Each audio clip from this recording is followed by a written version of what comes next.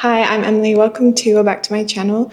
Today I'm filming a book video and it's my seasonal book update, which I always love to film. And this is for spring, the book recommendations that I have and also the books that are on my to be read list. To begin, I have Didion and Babitz by Lili Anolik. I've never read any of Lili Anolik's work before, but I know she's written Hollywood's Eve. So she's done a whole biography on Eve Babitz before, but this one is really interesting because she positions these two writers that are so, famous and well known, but in relationship to each other, which isn't something that I knew too much about. I didn't know they were friends or anything. I didn't know they were connected in this literary scene. So it was really interesting to read about that. I've read a lot of Joan Didion's work, so I really enjoyed seeing her through a different kind of context. However, I would say that Lili Anolik did definitely seem a little bit biased, which isn't too surprising considering that she wrote her whole biography on Eve before this, so she definitely seemed more Eve focused at times in this book. And the focus does shift a little bit, but I do think the Eve part was fleshed out a bit more. My favorite part of this book was the beginning. I loved, the first kind of third of the book was really interesting because it goes into the careers of both Didion and Babitz, like kind of before they made it onto the scene fully. So we get to hear more about their early 20s, mid 20s, and how long it took to kind of break through into the scene. And what a complicated ride it was for each of them in very different ways. Often we hear the stories of success of when people do finally make it onto the scene, but what we don't hear is the slow build up towards that and the time and effort and dedication it takes. So Eve and Joan met in June of 1967, and this book begins by stating that, and then it moves back in time towards, I think, the 40s, and so more 40s, 50s, and 60s before pre-meeting each other. And then we get to find out about them meeting each other and the kind of scene they were part of and the people that were around them. And I found that really fascinating. Also, just hearing about the works that they did and their creative endeavors. It's marketed in a way that definitely made me want to pick this up and read it. But I also wanted, as soon as I saw the cover, I wanted to read this because I'm a big Joan fan, and also this cover is really cool. Anyways, aside from that, Eve Babitz left behind boxes full of letters and journals, and Lili Anolik was allowed to go into that archive and see what was there. And in there, she found letters to Joan and unsent letters, and so she kind of comes back to these letters at times, and letters to other people and from other people too. I thought that Lili's writing woven with the letters that she found was a really great approach towards writing a biography. I do kind of wish she had brought in the letters even more, but also there's a whole ethical thing around that, so that's a whole different kind of conversation. I read it and I couldn't put it down, and I was just taking it everywhere with me, so it's got sand in it and everything, but it's dog-eared, it's underlined, and it's already looks like quite an old book in my collection because I've just been carrying it around with me everywhere. There's photographs in here, my sister's reading it now, so there's definitely a lot to enjoy in this. And this is a testament to Anolik's writing, but it reads very seamlessly, as in it feels like she's talking directly to you. It has a very conversational tone, so I think if you're not somebody who tends to read biographies too often, I still think this is worth picking up if you're interested in these writers or this time in Hollywood, in California, and also just a literary scene that's quite unique. Then I would recommend this because I think it doesn't read like a typical biography, which I quite enjoyed. Yeah, it has a lot of personality to it, which I think is important considering these two women were such enigmas, but also fascinating people. I have some mixed feelings about this, although I found it really interesting to read. I think my biggest problem with this is that on the back, it kind of talks about inside of these kind of letters that she found is a lost world of a section of Hollywood in the late 60s and early 70s. And it kind of talks about how in uncovering this, she was able to see that Didion and Babitz formed a complicated alliance, a friendship that went bad, amity turning to enmity, and about how Anolik uses Babitz's observations and incisive intelligence and her diary-like letters as a key to unlocking Joan Didion. And I think to an extent there's a lot I learnt in here about Joan that I didn't know before, and there's a kind of different perspective that is introduced here that I can see her from almost another angle. But I did feel that it was in some ways a little bit simplified to be able to draw some of these conclusions, and that almost the pitting against each other wasn't fleshed out in a way that I found completely believable. And it wasn't kind of what I expected when I headed into reading this, which is always a good thing, but also in some ways didn't necessarily for me do exactly everything it said it would. Yet it was still a very enjoyable read and had me thinking for a long time, very poignant. So yeah, I would recommend that. So I just had to move rooms because it was a bit hot and sunny in the other one. But before we get on to the next book, I just wanted to tell you about my jewelry. Everything I'm wearing is from Ana Luisa, which is a New York jewelry brand. They very kindly reached out to me to send me this gorgeous necklace, which is the willow necklace, a stackable piece, and it's so cute, versatile. And also these little hoops, which are so cute as well. They have like a little bedazzled jeweled side and then a more minimal sleek side, and they just look very, very chic. I also have some of my own Ana Luisa pieces, which are these rings, this mood ring, and these really cute rings as well. I highly, highly recommend shopping with them if you're looking for any cute new pieces to add to your collection.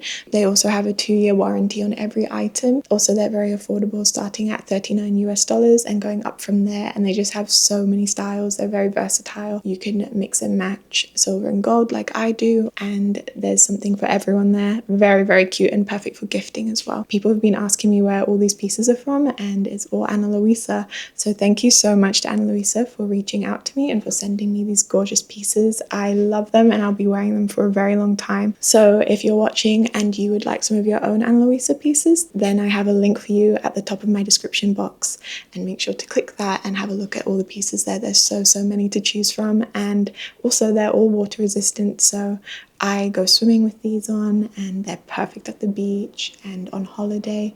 I always think it's nice in spring to refresh, to buy a couple new books to just get you excited for the season ahead. And also sometimes getting a new ring or necklace or earring is a really great way to refresh your wardrobe for the upcoming season. An item of jewelry can be worn in so many ways, can be dressed up or down, and then elevates every outfit you wear. So have a look, and if you like anything, use the link below to shop. Sometimes it's good to like pick up a smaller book that you know you can kind of finish quickly, but that will be poignant and thought-provoking and get you thinking and wanting to read more, and this is definitely one of those. So I've talked about this on my channel before, but I think it's very fitting for this video, and it's Patti Smith Devotion.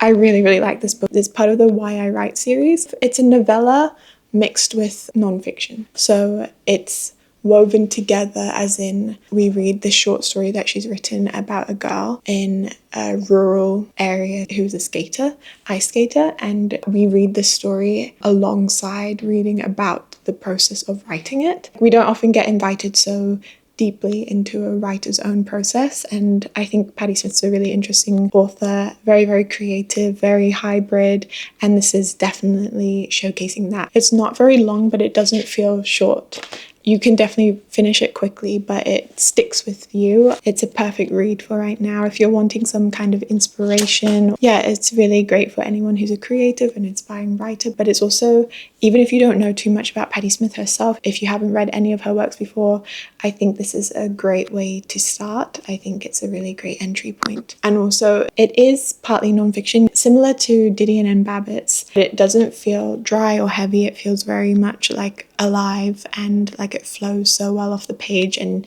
you don't want to put it down. So again, this is also a very good book to read if you're not the biggest non-fiction fan but want to get into it more. I kind of feel like reading it again because I think the last time I read it was about 2 years ago. So go and check Devotion out if you haven't read it. Okay, so for the next book that I'm going to recommend reading this season, it's the Penelopiad by Margaret Atwood, and I'm a big fan of this book. Again, it's almost a little bit experimental. First of all, that's kind of my cup of tea anyways, but I'm also feel like these are the kind of recommendations I'm going with at the moment. But again, it's not very long, but it definitely packs a lot in here. So it's basically a retelling of the Odyssey, but through the perspective of Penelope. So when Odysseus leaves Ithaca, he leaves behind his wife Penelope, and it's just a really creative book that I very much enjoyed reading. I read it in Greece again about 2 years ago, but I do want to revisit it. What's really interesting about it is that if you've read or seen Greek tragedies, then you know that a lot of the story is told through the Greek chorus. And so in here we read through Penelope's point of view, but also the point of view of the chorus. And the chorus is her housekeepers and maids. It's just very, very intelligent and really spins the story in a way that I just found so enticing. Like, I couldn't put this book down. I mean, Margaret Atwood is such a master storyteller, but this is really a unique way of reinterpreting like a very old story, one of the epics, and I just found it really refreshing to read and also very, very powerfully told. And so I don't want to say too much, but basically the book is split into very, very small chapters. If you have read the original, the Odyssey, you'd know that when Odysseus comes back to Ithaca, Penelope has had all these suitors, and there's a whole bunch of violence that plays out once he returns home. Because this is from a female point of view, it tells the story in a much more kind of nuanced way. It's so complex. And I'm a really big fan of the short chapters, and I found that it felt very poetic, very lyrical to read this. Almost like being in a dream or a nightmare. Highly recommend if you're feeling like that kind of read. I haven't really read anything like it since putting this down, so I want to pick it back up again and reread it. So definitely check this out if you haven't read it already. So I'm going to get straight onto my to be read because I have a lot. So I'll just share a couple of them here now. So one is Jane Birkin, Munkey Diaries. I've always been a fan of Jane Birkin and her style, and I did not know that she had a whole series of diaries that she had published. What's really cool about this book is that I think Jane herself curated and collected this. I mean, diaries are like one of the most intimate and personal things ever. There's so much that is very complicated ethically around publishing diaries because it's such a personal thing. I really like that Jane has chosen and edited how she wants her diaries to be read, because it's possibly the most vulnerable pieces of writing anybody could ever write. Jane wrote these diaries from the age of 11, and she addressed it to Munkey because Munkey was the name of her like favorite stuffed animal toy. I think it's really cool to have this collection of writing from her lifetime that spans all the way back to that age, and I'm really, really interested to keep reading this and learn a lot more about Jane. She was in such a fascinating time culturally in London and Paris, so I'm really, really excited to read. And these span from the year 1957 to 1982, and I've only just started reading this. I'm really interested to just read a lot more from her own perspective through the 60s especially and 70s. She was an actor, she was a model, a singer and a songwriter, so it will be interesting to read about her moving into those spaces throughout her youth in this book. Okay, so the next book on my to be read is Elena Ferrante, which would not come as any surprise to any of you who've been watching recently. I have become such an Elena Ferrante fan, and this is one that I haven't read yet, The Lying Life of Adults, which I've actually had before any of her other books, I think. So I'm 100% getting onto this soon because I finished My Brilliant Friend Quartet, the Neapolitan Quartet, in end of last year, and I'm so feeling like reading Elena Ferrante right now. There's something about her way of portraying characters and like the spaces that they live in, the people they're with, that is so intricate and detailed that I just find extremely fascinating. But also when I read her books, I just like sink into her world so much that the experience of reading her writing is just very encompassing and enjoyable for me. So I will be reading this soon, and I will definitely be talking about it because I know I will like it already. This one says, this powerful novel set in a divided Naples. It's a portrayal of the transition from childhood to adolescence to adulthood, which is a Bildungsroman, and if you know me, you know that that's one of my favorite genres and styles of fiction of all time. So highly looking forward to this one, and I'm sure I'll be recommending it very soon. Okay, Margaret Atwood is coming back. I'm a fan of Margaret Atwood's fiction, but also non-fiction, because I've been reading her book on writing, but this is a collection of short stories, which I have another one of her collections. But this one, it sounds just really interesting to me. I love the cover and like the title of Dancing Girls. It just reminds me a lot of the Red Shoes fairy tale. I really enjoy sinking into Margaret Atwood's writing as well. And she just has like a really unique tone of voice that often blends humor with darker themes. So I'm excited to read this and to see if there are the kind of fairy tale elements that I am anticipating woven throughout this collection of stories. On the back it says, "In brilliant flashes of fantasy, humor, and unexpected violence, Margaret Atwood reveals the complexities of human relationships and maps the motivations we scarcely know we have within us. Populated with characters who evoke laughter, compassion, terror, and recognition, Atwood's stories show why she remains one of our greatest, most original storytellers."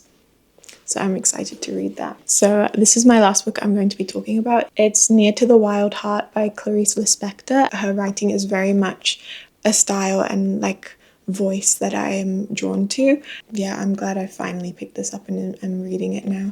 My sister got me this for Christmas. I'm a few chapters through. Again, not very long chapters, not very long book, but definitely contains so much. It's super complex. It's a very, very creative, hybrid, experimental work, which is really fascinating considering it came out in 1943 when Clarice was 23. So this was her first novel she wrote. Yeah, so far I've been reading it and it's super unique, idiosyncratic, and her voice, but also her style is just so distinctly her own, which I love reading. And I just think, obviously, like there's just some writers who are so innately talented and so intelligent, and it just comes out so clearly in their work. So that's definitely the experience I'm having while reading this. She's described as a truly remarkable writer, and it's just very inspiring to read, considering how young she was and the time she was living in. This was written in Brazil, and she kind of made such massive waves in the literary scene by publishing this book, which was super experimental. I've read about this work before, and now I'm finally reading it, which I'm very, very happy about. Considering I've read a bit of it already now, I would recommend this to anybody who enjoys like hybrid experimental works, which I think that might be a theme for a lot of the books that I'm talking about today. A lot of them that I've kind of mentioned blend fiction and non-fiction, and I think this might be partly autofictional. I really love unique approaches to genre and style, and when authors have a very specific and distinct tone of voice and perspective, I just love reading those kind of works. I think all of these also may be written by women.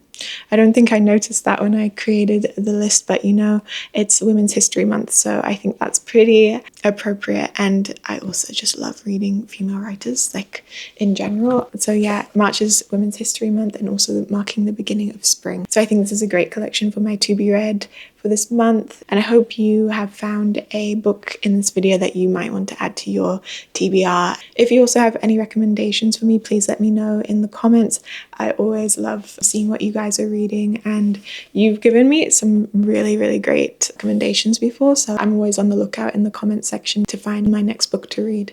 So yeah, I'll be back again with another video soon, and I hope you've enjoyed this. And if you want to buy any Ana Luisa jewelry pieces, make sure to click the link at the top of my description box, and the jewelry ships very fast. I think my pieces were here within a couple of days, so highly recommend checking out their store and seeing if there's anything you might want. I'll be back again with another video very, very soon, and have a lovely day, and make sure to like and subscribe.